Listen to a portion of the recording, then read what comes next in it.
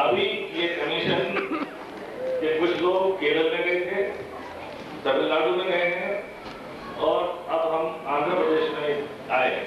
ఈ కమిషన్ సభ్యులు ఇదే విధంగా కేరళ మరియు తమిళనాడు రాష్ట్రాల్లో కూడా పర్యటించి సమీక్ష జరిపి ఈ రోజు హైదరాబాద్ లో ఉన్నాము। ये कमीशन के अधिकारी करीब 10 दिन पूरे आंध्र प्रदेश में कल से यात्रा करेंगे। రేపటి నుండి ఆంధ్రప్రదేశ్ మొత్తం 10 రోజులు యాత్ర జరిపి మీ సమస్యలను తెలుసుకొని దాని ప్రభుత్వానికి విన్నవిస్తామని అంటున్నాం। हमारा आपसे निवेदन है कि आप अपनी समस्याएं सारी, चाहे वो सरकारी आदिवासी क्या कर सकती है, ఇప్పుడు మీరు మీకున్న సమస్యలన్నింటినీ ఈ మందుల పథకం గురించి అయితేనేమి, ఈ శోధి చెప్పడం అయితేనేమి, లేదా ఈత పనులు అల్లడంలో అయితేనేమి, మీకు ఎలాంటి సమస్యలు ఉన్నా కూడా ఈ రోజు ఇక్కడ మీరు రిప్రజెంటేషన్ రూపంలో ఇచ్చినట్లయితే దాన్ని మేము ప్రభుత్వానికి సిఫార్సు చేసి కేంద్ర రాష్ట్ర ప్రభుత్వాలు మన అభివృద్ధి కోసం తీసుకోవాల్సిన చర్యల గురించి మేము సిఫార్సు చేస్తామని మనం చేస్తున్నాము। आपने जो भी ये कागज आज सवेरे किए हैं, जो भी ये सब हैं, ये तेलुगु में है तो भी कोई बात नहीं, हम हर भाषा की भारत की हर भाषा का हम अनुवाद करा लेते हैं, ट्रांसलेशन करा लेंगे। तो जाते ही साथ जो भी इसमें चीजें की है उन सबके लिए बिंदु के ऊपर में हम लोग काम करेंगे और भारत सरकार को जोड़ देंगे। మీరు ఈ రోజు ఇచ్చినటువంటి ఈ అర్జీలు, ఈ దరఖాస్తులన్నిటినీ కూడా ఇవన్నీ తెలుగులో ఉన్నప్పటికీ మేము మా డిపార్ట్మెంట్ వాళ్ళతోటి ఇంగ్లీష్లో కానీ హిందీలో కానీ అనువదించుకొని ఈ సమస్యలన్నింటినీ ఒక దగ్గర క్రోడీకరించి మేము వాటిని సాల్వ్ చేయడానికి ప్రయత్నిస్తామని చెప్పి మీతో మనం చేస్తున్నాను। ये हमारे लिए कि आपके कागज जो है हमारे लिए बहुत बड़ा धन, बहुत बड़ी सम्पत्ति है। आपके दिमाग और आपके दिल और आपके मन, इन तीनों चीजों का इसमें सम्मिलन हुआ है और उसी जिस आशा से और जिस अनुभूति से आपने हमें ये अपना कागज हम लोग दिए, उसी आशा से हम आपको विश्वास दिलाते हैं कि हम उसी आशा, उसी तन, उसी मन से हम इसका काम करेंगे। మీరు ఈరోజు సమర్పించినటువంటి ఈ అర్జీ పత్రాలు నేను ఇవి నాకు ఒక ఆస్తిగా, ఒక ధనంగా, ఒక అవకాశంగా తీసుకొని నేను ఈ సమస్యలన్నింటినీ పరిష్కరించడానికి ప్రయత్నం చేస్తాను। మీ ఇచ్చిన మీ అర్జీలన్నీ నాకు ఒక ఆస్తి లాంటివి, మీకు సేవ చేయడం, మీ అభివృద్ధిలో పాల్పంచుకోవడం అదృష్టంగా నేను భావిస్తున్నాను అంటున్నారు। परिवार और मंच पर बैठे सभी व्यक्ति और हमारे सामने हमारे साथी बैठी हुई है, उन सभी को मैं धन्यवाद देता हूँ और मैं आशा करता हूँ कि हमें पूरा ऐसा मौका एक बार और देंगे कि हम आपको बताएं कि हमने आपके लिए क्या किया। గౌరవనీయులైన ఎమ్మెల్యే గారికి, వేదికను అలంకరించిన పెద్దలందరికీ, ఇక్కడ హాజరైనటువంటి నా సోదరీమణులందరికీ కూడా మరొకసారి ధన్యవాదాలు తెలుపుకుంటూ మీ సమస్యలు తప్పకుండా సిఫార్సు చేసి ప్రయత్నిస్తానని చెప్పి ఇంతటితో సెలవు తీసుకుంటున్నాను। ఇప్పుడు కమిషన్ మెంబర్కి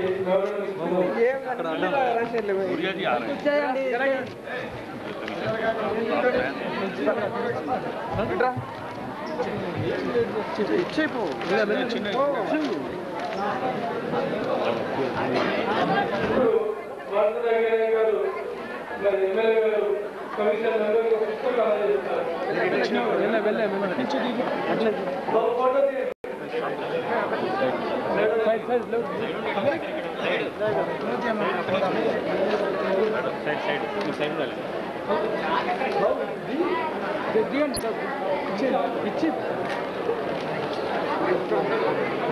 ఈ సమావేశం ముగిస్తుంది, తర్వాత ఈ సమావేశం కంటిన్యూ అవుతుంది కాబట్టి మిగతా ఎవరు లేకుండా मैडम मैं चलूँगा।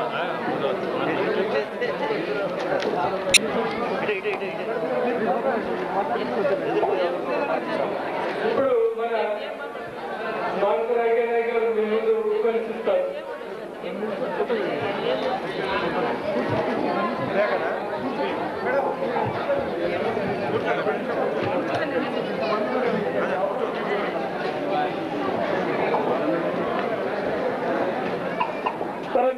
మిత్రులారా,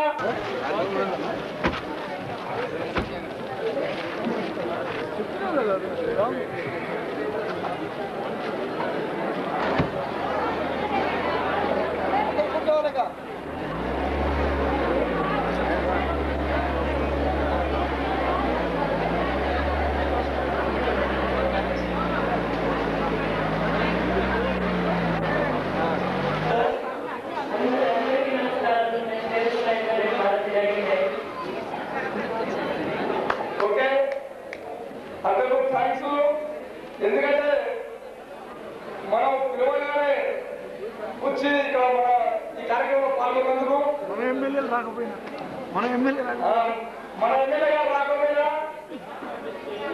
మిత్రులుగా అయినటువంటి మన లంబాడి తెగ సంబంధించిన ఎమ్మెల్యే గారు రావడం వల్ల చాలా సంతోషం. మనం సంతోషపడాల్సినటువంటి అవసరం కూడా ఉంది. కాబట్టి మన మిత్రుడు బాబురావు నాయక్ గారిని మాట్లాడాల్సిందిగా కోరుతున్నాం.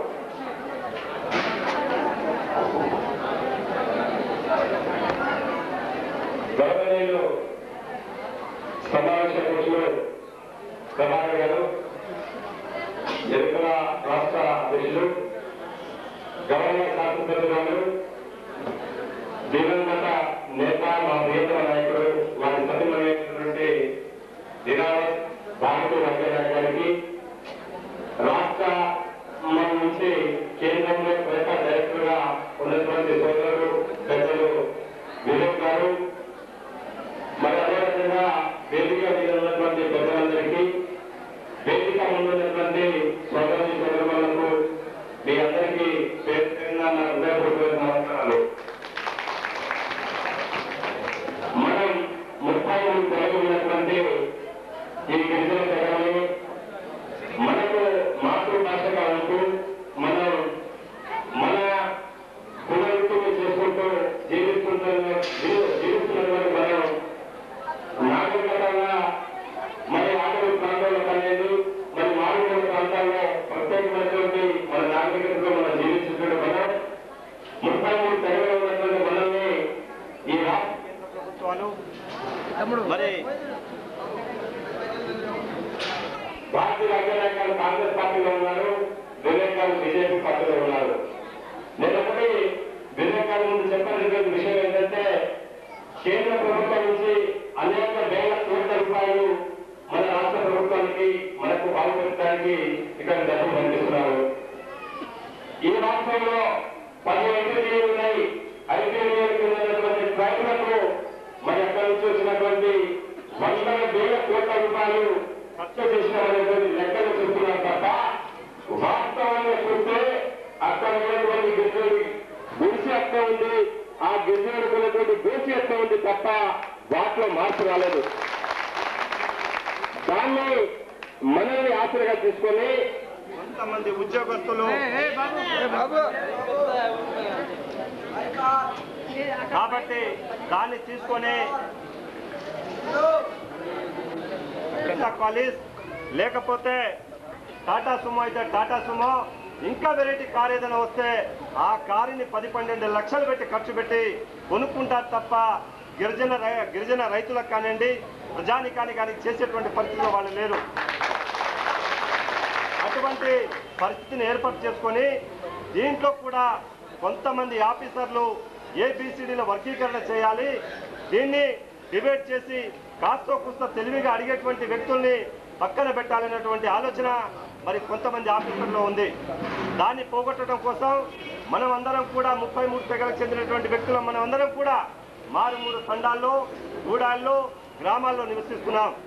ఏదో కొద్దిమంది ఈ మధ్య కాలంలో చదువుకొని తెల్ల బట్టలు వేసుకొని కాస్తో కూస్తో ఎదిగేటువంటి పరిస్థితులు వస్తే వాళ్ళని పక్కన పెట్టాలనేటువంటి ఆలోచనతో కొంతమంది ఉన్నతాధికారులు ఈ చేస్తున్నటువంటి వ్యవహారాన్ని తిప్పికొట్టాల్సినటువంటి బాధ్యత మరి ఉన్నటువంటి వేదిక మీద ఉన్నటువంటి పెద్దలందరికీ, వేదిక ముందు ఉన్నటువంటి మీ అందరికీ కూడా తెలియజేసుకుంటూ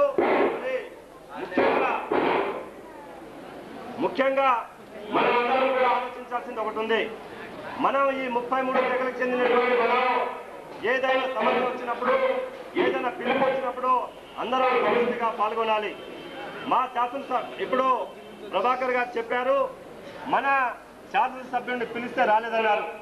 కానీ మేము ఈ విషయం తెలియజేసి మా దేవరకొండ శాసనసభ్యులుగా రాజ్యానాయక్ గారు ఉండే వారు మరి ఆ నక్సలైట్లో పొట్టన పెట్టుకోవటం వల్ల మా ప్రాంతంలో ఉన్నటువంటి గిరిజనులందరినీ కూడా చైతన్యపరచడానికి కోసం మేము ఏ పిలుపు ఇస్తే ఆ పిలుపు మేరకు మా విన్నపాన్ని మన్నించడం కోసం, మా పరిస్థితులను తెలుసుకోవడం కోసం భారతీయ రాజ్యానాయక్ గారు ఎక్కడైతే అక్కడ ప్రత్యక్షమవుతున్నారు.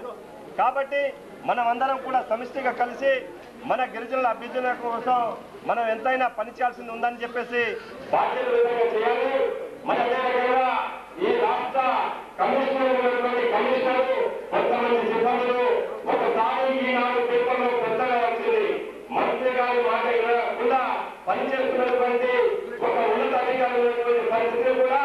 పక్కన పెట్టాల్సిన అవసరం ఎంత ఉంది.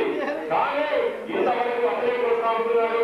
మనకు వచ్చేటువంటి సదుపాయాన్ని కూడా పక్కన పెట్టి డెవలప్ చేస్తున్నారు. ముఖ్యంగా మనం ఒకటి ఆలోచించాల్సింది, ఏటీఎం సెంటర్ అనేక వేల కోట్ల రూపాయలు వచ్చినాయి. అక్కడేమైనా బాగుపెట్టారా, బాగుపడ్డారా? ఆ డబ్బులు కనుక ఖర్చు పెట్టకుండా ఒక్కొక్క డిజిటల్ పేరు మీద కనుక బ్యాంకులో పెట్టినట్లయితే ఆ డబ్బులు వచ్చేటువంటి వడ్డీలోనే సంస్థానం బ్రహ్మాండంగా జీవించేవాళ్ళు. కానీ అటువంటిది కాలేదు. మన కోర్టులో అట్టే ఉన్నాయి, అట్లే కుర్చీలు ఉన్నాయి. కాబట్టి మనం అందరం కూడా మనలో విభజన అనే కార్యక్రమము ఇంకోటో తెలియని పని చేస్తే అది చాలా వివేకమైన పని జరుగుతుంది. కాబట్టి నేను ముఖ్యంగా మన వివేకాన్ని కోరుకుంటున్నాను. నల్లగొండ జిల్లాలో, ఆంధ్ర రాష్ట్రంలో, భారతదేశంలో భారత ప్రభుత్వాలు ఇక్కడ ప్రజలు సిగ్గుపడే విధంగా గిరిజన పిల్లల్ని అమ్ముకుంటున్నారని చెప్పుకుంటున్నారు. నేను తెలుగుదేశం పార్టీ అధికారులు ఉండొచ్చు, అయినా అంతటి పరిస్థితి దొరికింది. పరిస్థితి మనకు వచ్చిందంటే వాస్తవంగా కష్టకాలంలో ఉన్నాం కాబట్టి అలాంటి పరిస్థితులు వాళ్ళ పెళ్లి చేయలు. ఈ నాగరికతలో ఉన్నటువంటి కొంత సామాజికంగా మోడల్గా ఏర్పడేసరికి కర్ణాటకలకు లేదు అనేటువంటి బాధలతో అమ్ముకునేటువంటి వాళ్ళని ప్రత్యేకమైనటువంటి ఐటీడీలో మాడా ప్రాజెక్టు కార్యక్రమంలో దేవరకొండ ఏరియా మరి భారతదేశం సిగ్గుపడే విధంగా ఉండకుండా చర్య తీసుకోవాల్సినటువంటి అవసరం ఎంతైనా ఉందని కూడా వివేక్ గారికి తెలియజేస్తున్నారు. ఎందుకంటే ఇక్కడ వచ్చినటువంటి ఢిల్లీ నుంచి వచ్చినటువంటి ఆఫీసర్లందరూ, ఈ హైదరాబాద్ లో ఏసీలో కూర్చున్నటువంటి ఆఫీసర్లందరూ ఎన్నికల గుడిసెల్లో పోయి, లంబాడి తండాల గుడిసెల్లో పోయి చూడండి మారిన శాతం ఎంత ఉంది, మారిన శాతం ఎంత ఉందని చూడాలి. కానీ ఎస్పీ రూమ్ లో కూర్చొని, ఎస్పీ కార్లో కూర్చొని ఎదురుగా ఒక బాబురావు నాయకు, వివేక్ గారు ఇంకోటి మాట్లాడితే వీళ్ళకి తెలివి ఎక్కువచ్చినాయి, వీళ్ళు అభివృద్ధి చెందినారు, వీళ్ళకి రిజర్వేషన్ ఎందుకు, వీళ్ళు ప్రభుత్వానికి కొడుకుల, వీళ్ళు ప్రభుత్వానికి దత్తత తీసుకున్నటువంటి వ్యక్తుల ఎందుకు ఇవ్వాలనేటువంటి ఆలోచన వాళ్ళకి వస్తుంది. కానీ ఈ ప్రభుత్వం వాళ్ళగా ఈ సామాన్య ప్రజానికం 70-75% డిపెండ్ ఉన్నటువంటి ఎస్సీ, బీసీ మైనారిటీ ఆ రోజు బాబు జగన్మోహన్ గారు, డాక్టర్ బిఆర్ అంబేద్కర్ గారు ఇటువంటి వాళ్ళు ఆ రోజు త్యాగం చేయడం వల్లనే మనకు వచ్చినటువంటి హక్కుని మనం పరిరక్షించుకొని మన హక్కుని మనం కాలరాయకుండా మనం సద్వినియోగం చేసుకోవాల్సినటువంటి అవసరం ఎంతైనా ఉందని సందర్భంగా మీ అందరికీ తెలియజేసుకుంటూ, ఇదే విధంగా మన వివేకాన్ని నేను ఒకటే కోరుకుంటున్నాను. 33 తెగలకు చెందినటువంటి వ్యక్తులందరూ కూడా ఎవరు బాగుపడలేదు. ఇంకా ఏదైనా 1% తెలంగాణ జిల్లాలో ఉన్నటువంటి గిరిజనులకైతే నేను ఒకటే ప్రత్యేకంగా తెలియజేస్తున్నాను. మాకు అప్పట్లో దేనికి అనేక వాళ్ళు కేవలం ఆంధ్ర ప్రాంతంలో ఉన్నటువంటి వ్యక్తులు మాత్రమే ఆ రోజు ఎస్సీగా గుర్తించారు. 1967లో అప్పుడు రవీంద్రనాథ్ గారు ఉన్నప్పుడు, కాంతి బ్రహ్మాందరెడ్డి గారి నాయకత్వంలో ఆ రోజు మరి తెలంగాణలో ఉన్నటువంటి 11 జిల్లాల్లో మరి ఎస్సీని లంబాడీలు తీసుకున్నారు. అంటే 67 నుంచి 87, 97, 2000 దాదాపు 25 సంవత్సరాలు. ఆ రోజు ఆనువేక ఏబీసీని చదువుకున్నటువంటి వ్యక్తి అయితే ఈ రోజు డిగ్రీ చేసుకొని ఇప్పుడే ఉద్యోగానికి అప్లై చేసేటువంటి పరిస్థితులు ఉన్నాడు. అప్పుడే రిజర్వేషన్ తీశారా, అప్పుడే ఏబీసీ వర్గానికి పెట్టాలా? ఇలాంటి ఆలోచనలు మానేసి మరి అన్ని తెగలుకున్నటువంటి 33 తెగలుకున్నటువంటి సమస్యల్ని, బాధల్ని, వారికి ఉన్నటువంటి సాధక బాధకాన్ని ఎంతైనా సమయస్ఫూర్తితో అవసరమైతే 10 రోజులు కాకుండా 15 రోజులే ఈ రాష్ట్రంలో పర్యటన చేసి ఈ కమిటీ మన స్థితిగతుల్ని, మన పరిస్థితుల్ని మరి ఎంతో అభివృద్ధి చేసే విధంగా చేయాలని ఆ రకంగా కేంద్రంలో డైరెక్టర్ ఉన్నటువంటి వివేకాన్ని మరి మా ప్రాంతంలో సమస్యల్ని మా శాసనసభ్యులుగా శ్రీమతి భారతీయ రంగనాయక గారి సమక్షంలో నల్లగొండ జిల్లాలో వారి నాయకత్వంలో మీటింగ్ పెడితే తప్పనిసరిగా చేస్తాం. మాకు చెప్పారు 23వ తారీఖున మీటింగ్ పెట్టుకుని ప్రధాని వివేక్ గారు చెప్తే నేను ఈ రోజు నల్లగొండ జిల్లాలో మీటింగ్ పెట్టుకున్నాను. అది పోస్ట్ పోన్ చేశాను. ఈ రోజు ఇక్కడికి వచ్చాం. 25వ తారీఖు మా జిల్లాకు వస్తామన్నారు. ఎమ్మెల్యే గారు కూడా అందరూ చెప్పారు. మళ్ళీ దాన్ని పోస్ట్ పోన్ చేసి మళ్ళీ మా జిల్లాకి రాకుండా చేశారు. ఇలాంటిది జరిగితే కమిషన్కే కాదు ఈ భారతదేశ రాష్ట్రపతి మరి అబ్దుల్ కలాం గారికి రిపోర్ట్ చేయాల్సి వస్తుంది. ఎందుకంటే స్థితిగతులు తెలుసుకోవడానికి వచ్చినటువంటి వ్యక్తులు మీరు భారతదేశం సిగ్గుపడే విధంగా ఉన్నటువంటి దేవరకొండ నియోజకవర్గంలో ఉన్నటువంటి సందర్భేత మరి అనేక మూల ప్రాంతాల్లో ఉన్నటువంటి గిరిజని ఆదుకోవడానికి వచ్చారా, మీరు విజిట్ ప్రోగ్రామ్ పెట్టుకొని చూడడానికి వచ్చారా అనే సమస్య ప్రస్తుతమైనటువంటి వ్యక్తి మరి ప్రస్తుతంగా మిగిలినటువంటి సమస్య ఏర్పడుతుంది. కాబట్టి అన్ని గ్రామాలు భారతీయులే కాబట్టి భారతదేశానికి వాళ్ళ యొక్క సేవలు తప్పకుండా అందజేస్తారు. అంతేకాకుండా పుస్తకాలు కూడా ఎమ్మెల్యే గారికి ప్రజెంట్ చేస్తా ఉన్నారు. మరి ఇప్పుడే గౌరవ గారు మా మిత్రులు కొన్ని విషయాలు చెప్పారు, దానికి సమాధానం ఇస్తాను. ఒకటి, ఈరోజు ఉదయం అధికారులతో మరి సమావేశం జరిగింది. ముఖ్యంగా ఇందులో మరి కమిషనర్ గారు, విశ్వాస్ గారు, సెక్రటరీ గారు యొక్క కుట్ర జరిగింది. యాక్చువల్ గా ఏ ప్రోగ్రామ్ నల్గొండ ఇంకా మిగతా నెల్లూరు ఆ జిల్లాలో ఉండాల్సిన ప్రోగ్రామ్ ని వాళ్ళు కేవలం ఈ ప్లేన్ ఏరియాలో ఉండే గిరిజనులకి ఎక్కడ ఇబ్బందులను కూడా నోట్ అయ్యి వీళ్ళు నివేదిక ఇస్తారు, వీళ్ళందరూ కూడా కేంద్రంలో వాళ్ళకి అవకాశాలు దొరుకుతాయనే ఉద్దేశంతో వాళ్ళు మరి ప్లేన్ ఏరియాలో ఏమీ చేయట్లేదనే విషయాలు బయటకు వెలుగులోకి వస్తాయనే ప్రాబ్లంతో ఈ యొక్క అధికారులు ఈ ప్లేన్ ఏరియాలో మీటింగ్స్ పెట్టుకోకుండా మరి పర్యటించకుండా కేవలం ఏజెన్సీ ప్రాంతానికే పరిమితం చేశారు. ఉదయం చాలా పెద్ద డిస్కషన్ అయింది. అందులో సెక్రటరీ గారు, కమిషనర్ గారు కూడా నేను చాలా వాయించాను. మరి కమిషన్ మెంబర్స్ కూడా అంత తిట్టదని అని చెప్పారు, కానీ నేను చాలా మందలించడం జరిగింది. కమిషనర్ ఉంటామని చేసుకుంటాను నేరుగా వెళ్ళడం జరిగింది. కానీ ఇలాంటి అధికారులు మరి ఎవరైనా కూడా నేను ఎవరిని లెక్క పెట్టాను. అధికారులు ఉంటే అధికారులు ఉండొచ్చు, కానీ వారెవరు డిక్టేట్ చేయడానికి ఈ రాష్ట్రంలో పర్యటించడానికి ప్రధానంగా కమిషన్ భారత ప్రభుత్వం నియమించింది కేవలం గిరిజన యొక్క స్థితిగతులు తెలుసుకోవడానికి. ఆ నివేదికని ప్రెసిడెంట్ ఆఫ్ ఇండియా సమర్పిస్తే ఆ నివేదికని పార్లమెంట్ లో పెట్టి చర్చ జరిపి ఇంకా 50 సంవత్సరాలు 30 సంవత్సరాలు వీళ్ళకి ఏం కావాలనే సూచన చేయడానికి వచ్చారు తప్ప మీరు చేసిన తప్పులప్పుడు ఉంటే తప్పు కూడా వాస్తవం బయటపడింది, మీకు ఎందుకు భయం అని చెప్పి కూడా ఉదయం చర్చించడం జరిగింది. మరి దాదాపుగా మరి ఈ యొక్క నల్గొండ జిల్లా కూడా మరి ఎవరు వచ్చి రిప్రజెంట్ చేయాలని కమిషనర్ సెక్రటరీ అన్నారు. నేను చెప్పాను కదా కూడా మీరు చెప్పడం కాదు, అక్కడ ఉండే జిల్లాలో ప్రధానంగా సమస్యలు కానీ ఈ సెక్టర్ కావాలని అడగలేదని కారణంతో పెట్టారు. కానీ ఇప్పుడు సాయంత్రం అందరూ కూర్చొని చర్చించి ఆ కమిషన్ ముఖ్యంగా చైర్మన్ గా వస్తారు, వాళ్ళు ఎక్కువగా నిర్ణయం తీసుకుంటారు కాబట్టి వాళ్ళు తప్పకుండా చైర్మన్ గా స్పందిస్తారు.